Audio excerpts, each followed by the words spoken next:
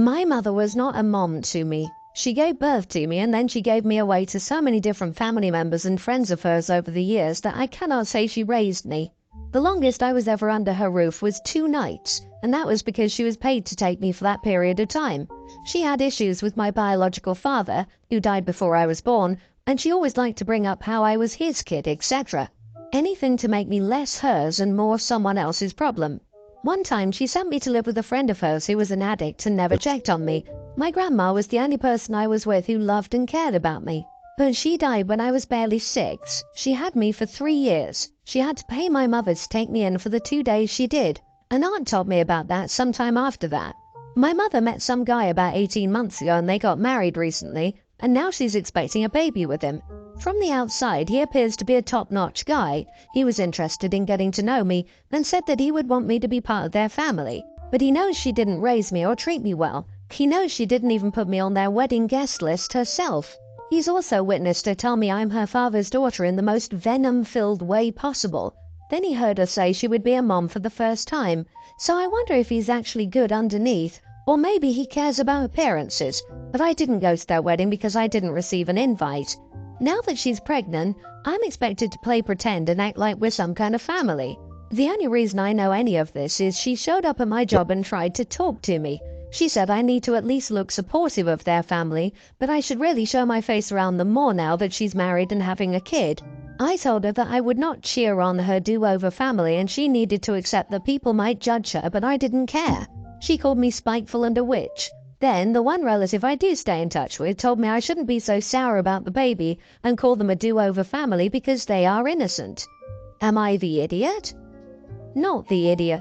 You're not obligated to suddenly play happy families because your incubator wants to line up a free babysitter or whatever she's trying to do. Don't punish the baby because your family member is right. The baby didn't ask to be born to this woman any more than you did. But not punishing can simply be not saying bad things about the baby. It doesn't mean you need to engage. Honey, you're not obligated to be supportive, and why should you? The woman who gave birth to you just wants to appear like she's Mother of the Year. She didn't earn that and certainly doesn't deserve it. If you can, this is a good time to go no contact. Their new husband might seem nice, but anyone who wants to marry her is obviously not a good person.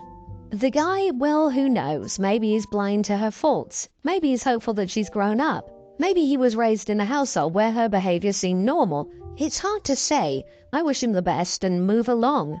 As for your mom and her pregnancy, get ready to have that kid dumped on your doorstep. I mean, I really hope it doesn't happen, but it could.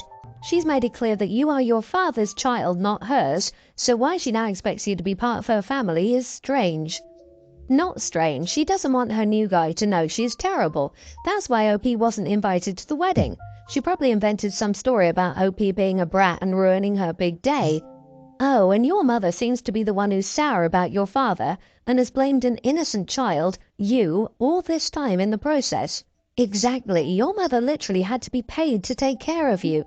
Talk about chronic neglect. And now she wants you to be super chummy with her, and you're right in calling her do-over family.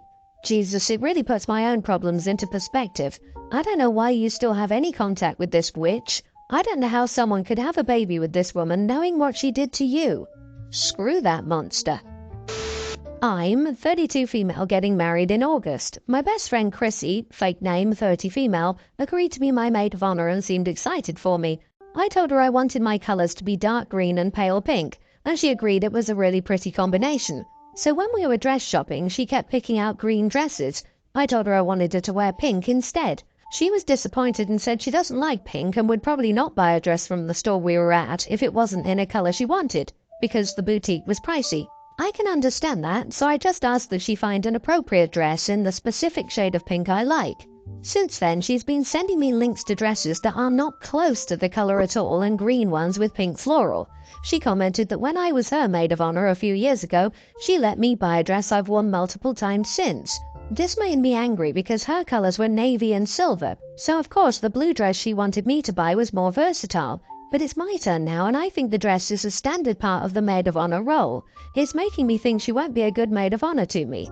I mentioned this to my sister and she said I was being a bridezilla. She reminded me that Chrissy was a relaxed bride and that we obviously have different expectations about wedding roles and need to discuss them. I know she's probably right, but I'm upset that she thinks I'm being a bridezilla. Chrissy's wedding was a lot different than what I would have picked for myself. It was casual and had many cutesy homemade elements. My style is more elegant and classy, and I don't think there's anything wrong with that. When I first started talking to Chrissy about my wedding plans, she kept reminding me that it was one day and just a party and stuff like that. But I've dreamed about this day since I was little. I feel like Chrissy doesn't understand how important it is to me that my day is picture perfect, because she admitted getting married wasn't ever really important to her. My fiancé says he understands why I'm upset, my sister says I'm an idiot, and Chrissy hasn't texted me back since I shot down the last few dresses she sent me. So, am I the idiot? You are the idiot, judgmental and snobby and not elegant and classy. Pull your head in. You cough up the cash if you want to dictate what someone wears. End of. And pearl pink does not automatically equal elegance. Newsflash, different colors work or don't work on different skin tones, and usually pink dresses are not as desirable beyond the age of 12. Agreed, I had a friend pull this exact same thing. We aren't friends anymore, lol. OP sounds like she has precious princess syndrome or some crap. Obviously, I can wear this navy dress again because her wedding was so casual, it had casual colors. I guess I just didn't know pink was reserved for formal occasions. Why don't you let her wear green? It's still in your color scheme. Or cough up the cash and buy the dress you wanted to wear. Yikes! If this is the expectation you're already putting on the day, I can guarantee 100% that you're going to be disappointed. Your wedding isn't about what other people are wearing. It's about you and your partner enjoying an amazing day with people you love. If you're making it about this kind of thing already, you will only focus on the things that go wrong. Which they will. I adopted my husband's niece, Sarah, 9 years ago. While it was hard for Sarah to adapt at first, she loves us and is our daughter. She's an amazing kid and loves me and my family. I'm currently pregnant, and 2 weeks ago we found out it was a girl. When we told my parents, they were excited about their first granddaughter. It bothered me, but I tried to ignore it.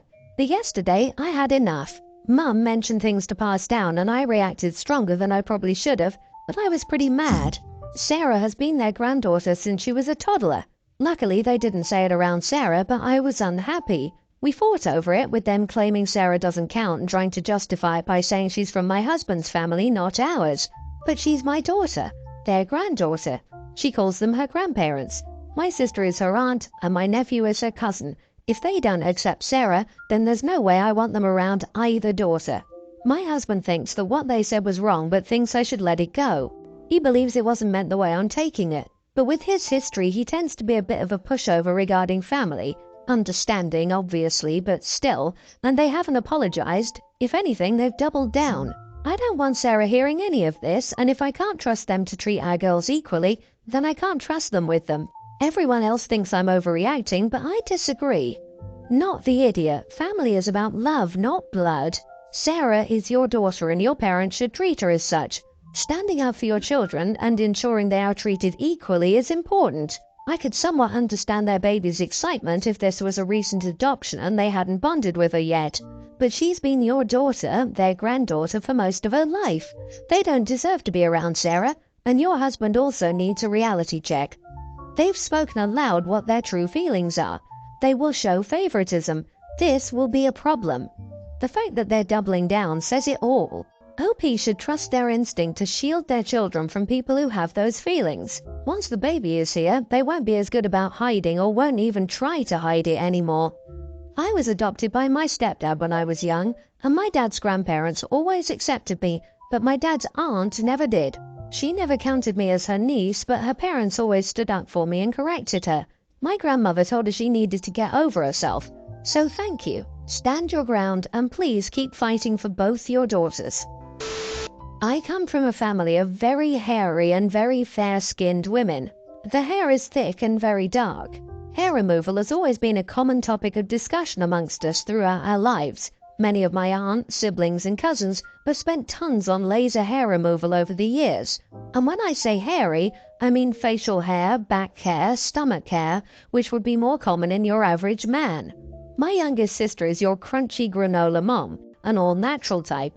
She doesn't shave, thinks it's a double standard and hypocritical, all bodies are beautiful, all that stuff, and I support her in that. Be happy in your own skin. Well, I don't care much about it, and I only shave on special occasions. I'm also very well aware of how cruel kids can be, as I experienced a ton of bullying throughout my life for it, and it took me well into adulthood to get comfortable with it.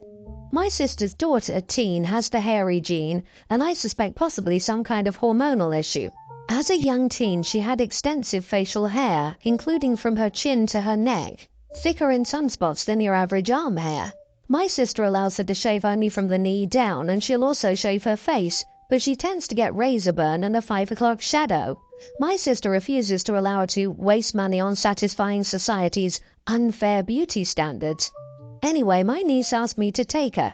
She says she's bullied constantly at school and she's super self-conscious. She was crying as she told me about it.